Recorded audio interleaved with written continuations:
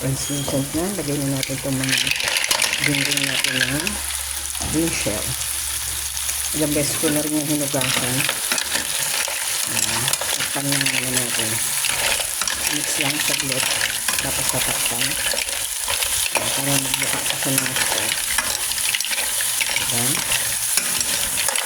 Yung ating soda, kasalo yan. Ano yung ilalagay natin kung kasabaw nito. Takpan lang muna natin. Para mas maganda. Ayan, check na natin. Titikman din natin. Kanina, may sabaw na siyang kusa. So, yung tinikman ko to, hindi naman maalat. So, kailangan natin maglagay ng konting asin. Kasi mga ilang beses ko na hugasan yun para malinis. Yan. Lahat yun. Mix lang natin.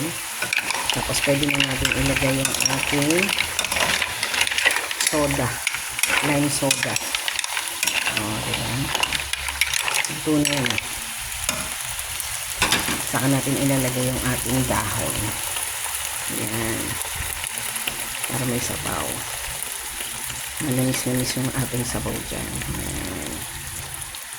Hindi ko siguro ubusin. Baka masobrahan naman sa sabaw. Yan. Hayaan lang natin kumulo. Tatakpan natin ulit. Yan. Check na natin. Kumukulo na. Hininaan ko na yung apoy. Lalagyan na lang tayo ng ating pepper.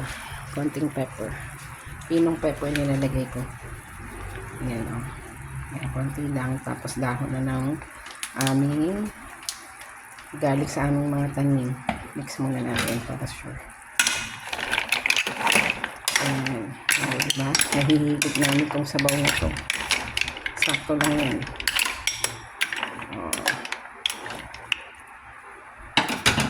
Ilagay na natin yung mga dahon mula sa aming mga tanim. Nandiyan yung dahon ng malunggay, alugbati at saka talbos ng kamote. Mas masarap po dahon ng sili pero wala kami nun eh. Dati may tanim kaming dahon ng sili. Ewan ko na namatay na yata. Pero namunga yun ng sili talaga. Ngayon ito na lang ang mga dahon-dahon namin. Alugbati, talbos ng kamote, at saka malunggay. Ayan. Takpan lang natin saglit. Hintayin kumulo. Pwede nang kumain. Luto na yun eh. Buka na lahat oh. Luto na. Kakain na kami ni mother. Ayan. Check na natin. Dahil kumukulo na. Ayan. Luto na. Ang aming sinabawang mussels or green shells or tahong. Ayan. Okay na yan. Oh. Sakto na. Mainit na mainit. Kakain na kami ng the mother. Okay na yan. Pwede na yung dahon.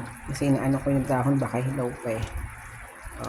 Thank you for watching.